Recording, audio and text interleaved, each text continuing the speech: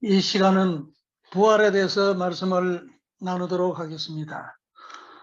부활은 다시 산다는 뜻인데 기독교는 사랑의 종교라고도 하고 부활의 종교라고도 흔히 말합니다. 그만치 다시 살아나는 데 대한 관심이 높습니다. 문자 그대로 해석을 하면은 데살로니가전서 4장 16절에 주께서 호령과 천사장의 소리와 하나님의 나팔로 친히 하늘로 솟아 강림하시리니 그리스도 안에서 죽은 자들이 먼저 일어나고 주님 오실 적에 이렇게 죽은 자들이 그리스도 안에서 죽은 자들이 먼저 일어난다. 또 이미 2000년 전에 있었던 말씀인데 마태복음 27장 52절에 무덤들이 열리며 자던 성도들의 몸이 많이 일어나되 예수의 부활 후에 저희가 무덤에서 나와서 거룩한 성에 들어가 많은 사람에게 보이니라. 무덤이 갈라지고 많은 성도들이 일어나서 거룩한 성에 들어서 많은 사람에게 보였다. 이것도 문자 그대로 되었다면은 아주 놀라운 문제가 우리가 생각해 볼 수 있습니다. 이 다음에 얘기하도록 하고, 어쨌든 이렇게 무덤이 갈라지고 다시 살아나는 것, 이런 것을 부활로 알고 있고, 기독교 신앙의 아주 핵심이라고 할 수 있는 사도신경에 산자와 죽은 자를 심판하러 오시리라. 몸이 다시 사는 것과 영원히 사는 것을 믿사옵나이다. 산자와 죽은 자를 심판하러 주님이 오시고 몸이 다시 사는 것과 영원히 사는 것을 믿사옵나이다. 몸이 다시 살아나고 영원히 살게 된다. 성경 말씀이기 때문에 참 믿어야 되겠는데 이게 쉽게 믿어지지 않으라고 오늘날 수많은 과학적인 사고를 가진 사람들에게는 이런 것이 신앙의 확신을 갖지 못하게 하는 그런 분인 것도 이게 사실입니다. 그래서 이런 점에서도 성경에 다시 살고 죽는다는 의미가 무엇인지 그걸 제대로 알아야 부활이 무엇인지를 바로 알 수가 있기 때문에 여기에 대해서 우리가 이 시간 공부를 하도록 하겠습니다. 성서에서 생사에 대한 개념이 우리가 일반적으로 죽고 사는 문제와 다릅니다. 예수님의 제자 한 사람이 자기 아버지가 돌아가서 집에 가서 장례를 치르고 오겠다고 하니까 죽은 자들로 자기의 죽은 자를 장사하게 하고 너는 가서 하나님의 나라를 전파하라 그랬습니다. 참으로 예수님은 이상한 말씀을 하십니다. 죽은 자들로 죽은 자를 장사 지내게 하라. 이게 우리가 생리적인 기능이 상실되어서 뭐 죽은 거, 숨을 넘친 거, 이거는 쉽게 우리가 이해할 수 있습니다. 여기에 비해서 산자는 생리적인 기능을 유지하고 있으면은 먹고 마시고 숨쉬고 그러면 사는 거죠. 그런데 활동하는 사람, 장사를 지낸 사람, 죽은 자로 하여금 죽은 자를 장사 지내게 하라. 이 장사 지내는 사람들을 죽은 자라 했다. 이건 왜 그러냐? 활동하는 사람을 죽은 자라는 것은 사탄의 주관권 내에서 죄 지으면서 사는 사람은 살아있으나 죽은 자다 말이죠. 여기에 비해서 산 자는 하나님의 주관을 받고 선하게 참되게 사는 자는 산 자가 되는 겁니다. 그래서 요한계시록 3장 1절에 내가 내 행위를 아노니 내가 살았다 하는 이름을 가졌으나 죽은 자로다 그랬습니다. 뭐 신앙을 하고 있지만은 네가 겉으로는 살아 있는 것 같지만은 하나님의 눈으로 볼 적에는 죽은 자다 말이죠. 그래서 육신이 살고 죽는 것이 성경에서 죽고 사는 것이 아니라 사탄의 주관을 받고 악을 행하면은 살아있어도 죽은 자다. 이걸 우리가 생사 개념에 대해서 확실히 알아야 됩니다. 요한복음 11장 25절에 나를 믿는 자는 죽어도 살겠고 살아서 나를 믿는 자는 영원히 죽지 않으리라. 죽어도 산다. 이건 하나님의 주관권 내에 있으면은 육신이 순교를 당하더라도 그건 산 것이고, 이건 육신이 죽고 사는 게 문제가 아니라 영원히 사는 것이다.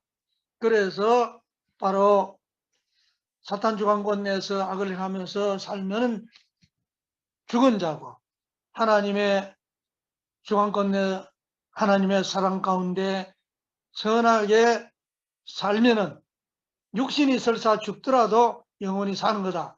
이렇게 성서에서 말은 살고 죽는다는 개념을 이 두 가지가 있는데,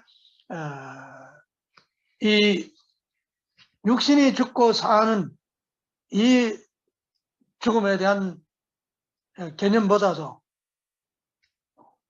하나님의 사랑 가운데 하나님의 주관 가운데 사는 것이 영원한 삶이라는 것, 이걸 우리가 중요하게 생각을 해야 됩니다. 그러면 타락으로 인한 죽음, 인간이 타락해서 죽게 되었다 이렇게 믿는데, 이 죽음은 두 가지 죽음 가운데 어떤 것이냐?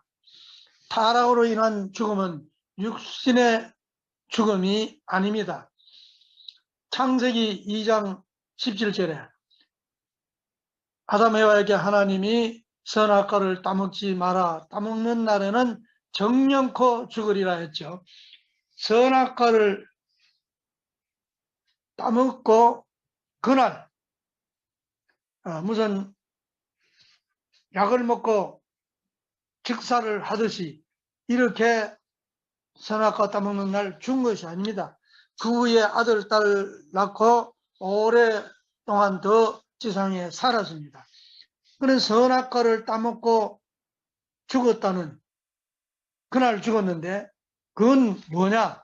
사탄의 주관권 내에 떨어진 거다. 하나님의 말씀을 거역하고 하나님의 뜻을 저버리고 사탄의 꼬임에 빠져서 사탄의 주관을 받게 되는 거예요. 이게 바로 죽음이기 때문에 그날 죽은 겁니다. 그래서 로마서 6장 23절에도 죄의 삭슨 사망이요 하나님의 은사는 그리스도 예수 우리 주 안에 있는 영생이니라 했습니다. 죄를 지으면은 바로 사망이에요. 선악과를 따먹는 날은 너희는 정령껏 죽으리라. 예, 죄 지은 것은 바로 사망입니다.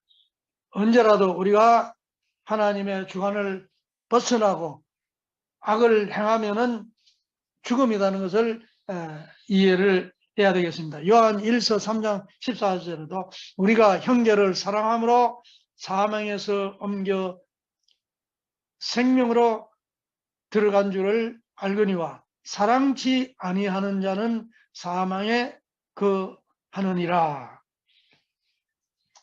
사랑치 않으면 죽는 거고, 반대로 사랑을 실천하면은, 사랑하면 사는 거다 말이죠. 이래서 인간이 타락으로 말미암아서 죽었다는 그 죽음은 육신의 생명이 끊어지는 그런 죽음이 아니고 사탄의 주관권 내에 떨어져서 사망 권세의 주관을 받으면서 사는 것, 그것이 바로 죽음이다. 죄와 더불어 사는 것이 죽음이다. 이런 죽음이었던 것을 우리가 이해를 하면은 이제 부활의 참 뜻을 알 수가 있습니다. 그 부활의 의미는 무엇이냐? 인간 타락으로 사탄 주관권 내에 떨어진 입장에서 복귀 섭리에 의해 하나님의 직접 주관권 내로 복귀되어 가는 과정적인 현상을 부활이라고 합니다. 어제의 나보다 오늘 내가 좀 더 깨닫고 하나님의 주관권 내로 되찾아 나가면은 그게 바로 부활입니다. 사탄의 주관권 내에서 하나님의 주관권 내로 복귀되어 가는 과정적인 현상을 부활이라고 이해합니다. 그래서 요한복음 5장 24절에 내 말을 듣고 또 나 보내신 이를 믿는 자는 영생을 얻었고 심판에 이르지 아니하나니 그렇습니다. 하나님의 말씀을 듣고 하나님 보내신 이를 믿는 자는 죽지 않고 영생을 얻었단 말이죠. 그게 이제 영원히 살게 되니까 부활되는 거죠. 그리고 고린도전서 15장 22절에 아담 안에서 모든 사람이 죽은 것 같이 그리스도 안에서 모든 사람이 삶을 얻으리라. 아담이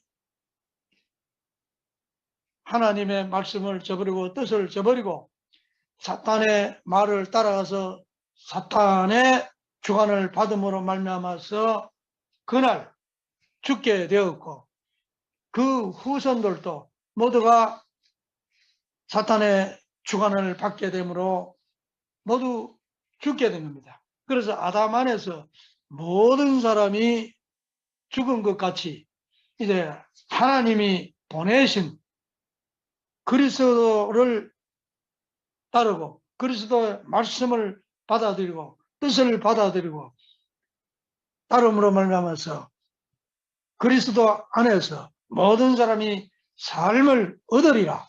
이제 다시 살아나는 거다 말이에요. 이게 바로 부활이라는 말씀입니다. 부활은 인간에게 어떤 변화를 일으키는가? 일으키지 않습니다. 창세기 2장 17절에 선악과를 따먹는 날에는 정령 죽으리라 했는데 선악과를 따먹고 타락한 아담 여와는 죽은 것이 분명합니다.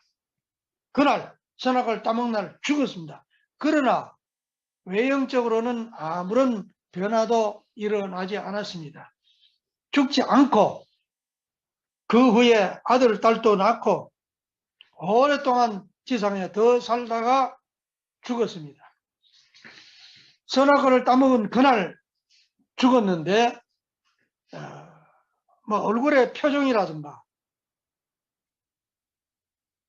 죄를 짓고 부끄러워서 무화과나무 잎을 따서 치마를 만들어서 아랫도리를 가리고 나무 뒤에 숨었다든가 아담아 이렇게 하나님이 부르실 적에 뭐 얼굴이 창백해졌겠죠.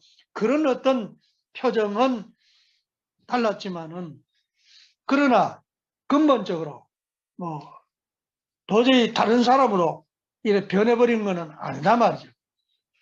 그렇기 때문에 우리가 타락한 인간이 부활되는 데 있어서도 부활된다고 해서 하나님의 사랑을 받고 주관을 받는다고 해서 뭐 육신에 큰 변화가 온다 그렇게 생각을 할 수는 없습니다. 다만 은혜를 받아서 같은 인물로서는 아주 얼굴이 평온해진다든가 참 신앙하기 전에는 여러 가지 고민도 많고 걱정도 많고 참 얼굴빛이 너무 안 좋았는데 은혜를 받고 너무나 좀 평온한 모습으로 새로운 모습으로 얼굴이 빛난다든가 이런 것은 우리가 있을 수 있지만 그러나 선악과 따먹고 후에 달라진 것처럼 우리가 사탄 주관권에서 죄와 더불어 살다가 하나님을 믿고 하나님의 은사를 받고 사랑을 받는다고 해서 크게 뭐 달라진다 이렇게 생각할 수는 없습니다. 육신의 변화는 없는 것을 우리가 또 예수님이 십자가에 달려 돌아가실 적에 일생 동안 죄를 지었던 좌우편의 강도들과 함께 좀 옷을 벗기고 이렇게 십자가에 달아서 창으로 찔러 죽였습니다. 그때 예수님은 하나님의 독생자로, 하나님의 주관받는 사랑의 실체로, 진리의 실체로 보통 땅의 사람하고는 전혀 다른 그런 분으로 오셨고, 좌우편에 있던 강도는 아주 죄인 중에 죄인들이었습니다. 그런 사람들을 외적으로는 뭐 별반 다르지 않았던 거죠. 만약에 전혀 달랐더라면은 로마 병정들이 어떻게 예수님을 죽일 수가 있었겠습니까? 이렇게 죄의 주관을 벗어난다고 해서 외형적으로 뭐 달라지는 큰 변화는 없다는 것을 우리가 이해를 해야 됩니다. 예, 그런 입장에서 우리가 부활된다고 하는 것은 의미적으로, 내용적으로, 가치적으로 어떤 표정으로 그렇게 달라진다고 봐야 되지, 어떤 뭐 인체 기구가 또 하나 뭐 더 생긴다든가 뭐 특별히 뭐 달라지는 그런 변화는 없다는 것을 우리가 이해를 해야 됩니다. 성경에 부활에 대한 좋은 예가 하나 있습니다. 부활의 이야기인데 누가복음 15장 24절에 돌아온 탕자 비유 말씀이 있습니다. 한 집에 아들이 자기 아버지에게 분깃을 자기 몫은 모두 달라 해서 아버지로부터 자기 분깃을 타서 멀리 타향에 나갔습니다. 나가서 허랑방탕하며 세월을 보내다가 다 써버리고 거지가 되었습니다. 그래서 갈 데 올 데 없어서 어떤 집에서 이제 종살이를 하는데 돼지를 치는 일을 했습니다. 그런데 얼마나 배가 고프든지 돼지들이 먹는 쥐염나무 열매를 먹으면서 그걸로서 배를 채우려 해도 그것도 실컷 먹을 수가 없었다고 했습니다. 그러다가 한날은 내 아버지 집에는 그래도 먹을 것이 많으니 내가 아버지 앞에 죄를 지어서 도저히 돌아갈 염치가 없지만은 이제 아버지 앞에 돌아가야 되겠다. 이렇게 용기를 내서 한날 돌아옵니다. 돌아온다는 소식을 듣고 아버지는 저 멀리 아직 상거가 먼데도 아들이 온다는 소식을 듣고 참 그야말로 뛰어나가서 아들을 안고 너무너무 기뻐서 성경 그런 표현은 없지만은 집 나갔던 자식이 돌아왔으면 부모의 심정이라는 것은 버선발로 맨발로 뛰어나가서 안기만 했겠습니까? 너무너무 기뻐서 아마 방목을 했을 겁니다.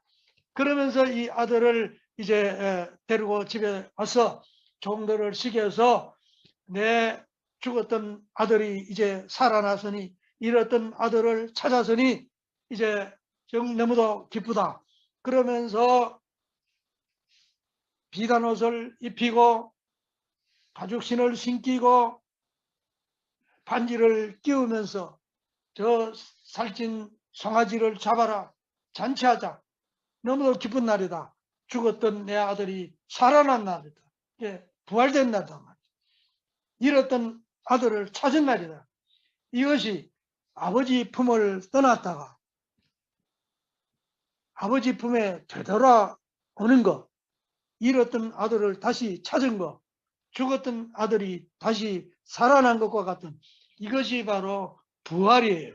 그래서 부활은 다시 육신이 살아나는 것이 부활이 아니라 하나님의 주관권 내에